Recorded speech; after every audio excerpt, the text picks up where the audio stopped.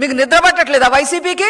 Cognizant ఎలా వచ్చింది, దాన్ని ఏ రకంగా తరిమి కొట్టాలి? టీసీఎస్ ఎలా తీసుకొచ్చారు లోకేష్ గారు, దాన్ని ఎలా తరిమి కొట్టాలి? గూగుల్ డేటా సెంటర్ ఎలా వస్తుంది, దాన్ని ఎలా ఎల్లగొట్టాలి? ఎలా కేసులు వేయాలి?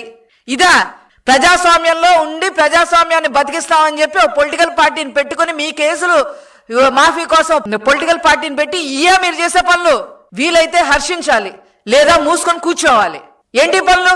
ఇష్టం వచ్చినట్టుగా చేయడం ఏంటి? సోషల్ మీడియాలో విష ప్రచారాలు ఏంటి?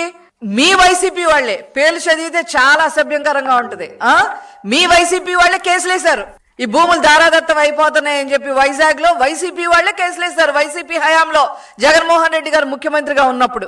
ఈ రోజు ఒక 5 లక్షల ఉద్యోగాల కల్పన కోసం నానా తంటాలు పడతా, కంపెనీల చుట్టూ తిరుగుతా నారా లోకేష్ గారు ఎంత శ్రమిస్తున్నారో ఆ శ్రమని గుర్తించకపోగా బురద జల్లే ప్రయత్నం చేస్తారా? మీ హయాంలో బీ శాండ్ ఎక్కడ పోయింది? మోనోసైట్ ఎక్కడ పోయినాయి? బాక్సైట్ కొట్టేయడానికి మీరు ఏజెన్సీ ఏరియాలో రోడ్లు వేయడానికి మ్యాప్లు వేసిన విషయం ఎవరికి గుర్తులేదా? లాటరైట్ బాక్సైట్లు భారతీయ సిమెంట్లు పంపడానికి తరలించడానికి మీరు ఎంత ప్రయత్నాలు చేశారు? ఇవన్నీ ప్రజలకి గుర్తులేమనుకుంటున్నారా? మీ హయాంలో ఎక్కడ చూసినా అక్రమాలు, అరాచకాలు, అవినీతి.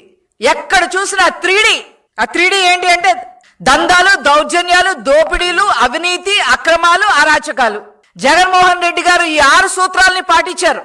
6 సూత్రాలని పాటించి ఆంధ్ర రాష్ట్రాన్ని అధోగతి పాలు చేయటమే కాకుండా పెట్టుబడిదారుడు ఆంధ్రాకి రావాలంటే మాకెందుకు వచ్చింది అని చెప్పి పక్కకి వెళ్ళిపోయే పరిస్థితి తీసుకొచ్చారు.